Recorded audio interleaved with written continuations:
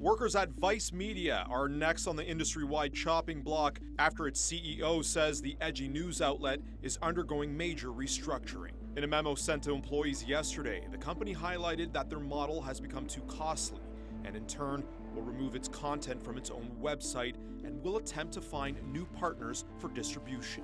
Founded in the mid-90s, the news outlet's popular storytelling grew as the digital world did. When they launched and had their peak success was a period of time on the internet. And the challenge has been that even though they tried to pivot, and yes, their executives were highly compensated, I don't think there was any pivot that could have made them viable again.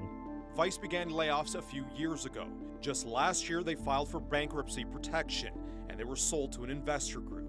So what are they going to do? They're going to be doing layoffs and trimming things, seeing it do it. So I see like a Twitter comparison where Fortress might end up running Vice Light, only some things that are actually, profitable and worthwhile. Across the industry, legacy newspapers like the Washington Post and the LA Times saw job cuts.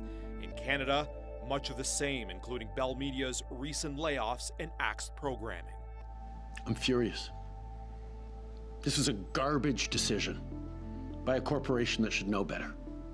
We have seen over the past years journalistic outlets, radio stations, small community newspapers bought up by corporate entities who then lay off journalists, change the offering, the quality of offering to people. And then when people don't watch as much or engage as much, the corporate entity says, oh, see, they're not profitable anymore. We're going to sell them off. What happened is that technology companies were a lot smarter than media companies, right? So you're right. There's still a ton of money out there to be made. Who's making it? Amazon, Google, Apple, technology companies. So now, because they realize the consumer wants to be entertained. Online journalists and experts believe Vice News likely won't recover on its own, and the industry hangs in the balance.